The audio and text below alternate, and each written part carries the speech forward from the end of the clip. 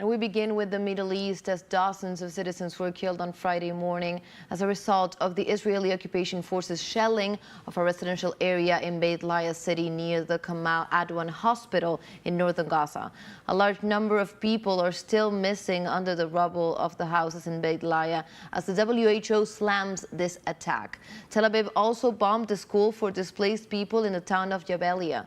2 citizens were also killed as a result of the shelling by the occupation forces on Al-Rafi school, which shelters displaced people in Jabalia, and 3 citizens were killed as a result of an airstrike in Khirbet al-Adas in north of Rafah city. Likewise, there are dead and wounded bodies on the streets and no one can reach them, preventing ambulances and medical teams from approaching the site. The leader of South Korea's ruling party, Han Dong-hoon, called on Friday for President Yoon Suk-yeol to be immediately suspended from his duties. This follows news that the president ordered the arrest of senior political leaders, including Han himself, during the martial law he surprisingly declared on Tuesday. Han said that he has confirmed with credible evidence that Yoon gave the orders to arrest him, the leader of his own party, or Lee Jae-myung, the leader of the main opposition Democratic Party, and said that these radical actions put the country in great danger and could be repeated if the president remains in power.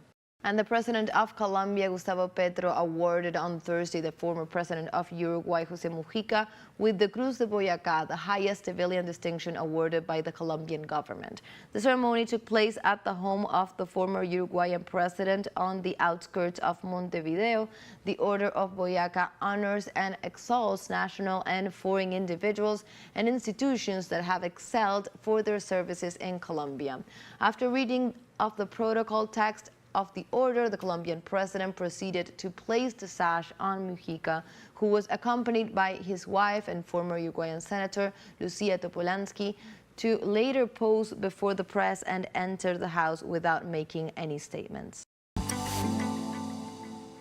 And the 45th edition of the Havana Film Festival opened Thursday, December 5th at the Charles Chaplin Movie Theater in the Cuban capital, with the presence of at least 42 countries, including Mexico, Venezuela, Argentina, and Spain, among others.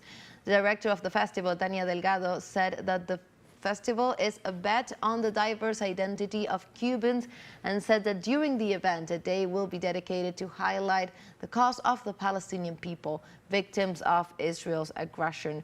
As part of the inauguration, Cuban artists performed, among them Cuban pianist Alejandro Falcón and saxophonist Cesar Lopez. A tribute was also paid to Cuban cartoonist, screenwriter, and film director Juan Padrón.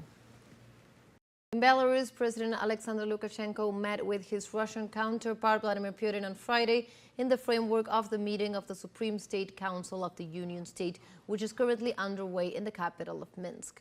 The gathering focused on strengthening the common defense of the Union State of Russia and Belarus. In addition, Putin and Lukashenko discussed the implementation of the provisions of the Treaty on the Establishment of the Union State for 2024-2026 and the concept of security in various economic sectors of common interest.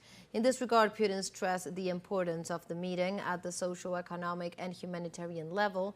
And furthermore, the Russian head of state warned about the interference of Western countries in European affairs, which contributes to the escalation of tensions in the region, especially pertaining to the Ukrainian conflict. Mercosur and the European Union have reached an agreement on the disputed free trade deal at the 65th Mercosur summit that is underway in the Uruguayan capital of Montevideo. In this regard, the European Commission announced on Friday that talks on the free trade agreement have been finalized after more than 2 decades of negotiations. The deal now faces a battle for approval in Europe, given French and Italian opposition. The prospect of the agreement was also met with resistance by farmers from different European countries who will be negatively affected by it. For her part, while announcing the decision, European Commission President Ursula von der Leyen explained